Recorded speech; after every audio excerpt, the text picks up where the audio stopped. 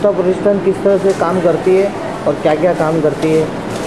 वैसे देखिए कि मुक्ता प्रतिष्ठान हमारे Seth Praful Patel public English school, हमारी सेठ हीराचंद मुक्ता महाविद्यालय, हमारे जब प्रोग्राम रहते हैं तो हम सब एकत्र करते हैं और हमारा मेन मकसद रहता है लोगों को शिक्षित करना, आने वाली पीढ़ी को शिक्षित करना, चाहे वो FDI के माध्यम से हो, चाहे सिविल सर्विसेज के माध्यम से हो, चाहे वो स्टूडेंट को दत्तक लेके उनकी शिक्षावर्ती देके हो। हमारा मेन मकसद रहता है उनको शिक्षित करना। चार्टर्ड अकाउंटेंट होने के लिए CPT में कैसे आप अपीयर हो, किस प्रकार से एग्ज़ाम दिए जाते हैं, उसके पेपर टेस्ट किया होता है, किस प्रकार के क्वेश्चन किए जाते हैं। इसी ऑडिटोरियम में हम इस प्रकार के अनेकों प्रकार के परिसंवाद, कॉन्फ्रेंसेस और मीटिंग्स बुला के विद्यार्थियों को और लोगों को हम एडुकेट करते हैं, जिससे हमारी आने वाली पीढ़ी मजबूत है। वेद के क्षेत्र में भी हमने इस साल मुक्ता प्रतिष्ठान की तरफ से 500 ऑपरेशन कैटरेक्ट के करवाए हैं और 26 ये आने वाली 26 तारीख को हमने फिर से कल्याण में कैंप लगाया है, जिसमें कम से कम हमारी उम्मीद है कि हम 200 केस डिटेक्ट करके उनका फ्री ऑफ कॉस्ट ऑपरेशन करवाएंगे। वो हमारी ये तीनों संस्था करेगी। हम ऑपरेशन कराने के बाद उनको सुखरूप घर पे छोड़ेंगे। तो इस प्रकार के अनेकों प्रकार के काम हम प्रतिष्ठान, स्कूल, कॉलेज के माध्यम से करेंगे। सर, मुक्ता प्रतिष्ठान अभी जैसे कि आपने भाषण में भी कहा कि FDI के लिए करेगी, तो FDI का किस तरह से? FDI का मतलब ये रहता है कि FDI में हम कोई चेंजेस करने नहीं जाते। FDI का हमारा मकसद है कि उसके पॉजिटिव नेगेटिव फैक्टर समाज पे क्या होगा।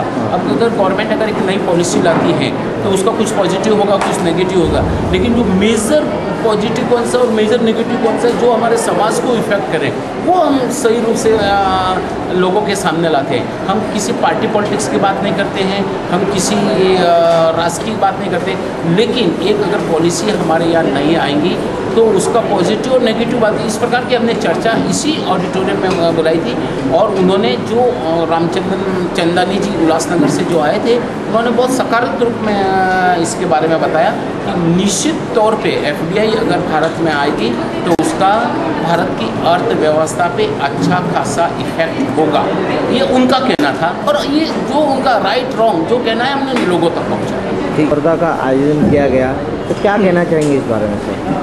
उत्तम कार्य है, एक प्रोत्साहन दिया गया है और इसके लिए मैं मुखा जी को बधाई देता हूँ कि सतत इसी तरह के कार्य करते रहें, समाज में अपना नाम रोशन करते रहें और इस तरह सामाजिक कार्य को प्रोत्साहन देते रहें, जिससे आने वाला कल जो है एक इनकी अगुवाई करे, इनकी एक करिश्माई गुण को एक उजागर करता है, इनके आदर्श को लेकर के आगे बढ़े।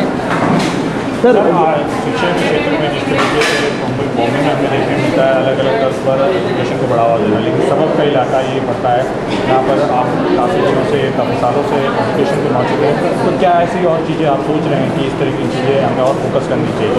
अब विभाग वर्ष में भारत सरकार ने देश के लिए एक बहुत बड़ी चीज़ दी है, जिसको RTE कहते हैं, RTE।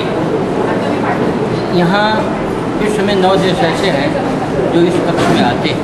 आज जो चाहे मनमोहन सरकार ने चाहे जैसे किया है, लेकिन जो पहल की है उसके अनुसार वो बहुत ही आदर्शशील है।